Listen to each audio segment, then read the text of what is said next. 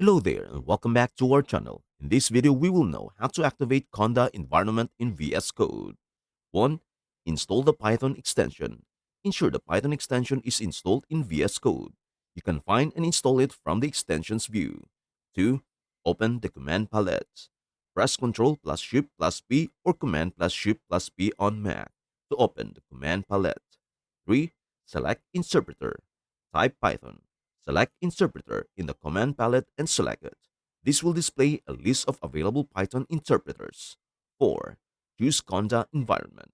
From the list, choose the relevant Conda environment based on your Conda installation. 5. Activate the environment.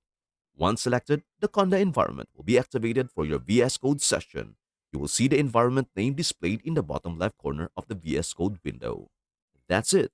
Thanks for watching. Don't forget to like, subscribe, and comment below for more tutorials on your favorite apps. Happy exploring!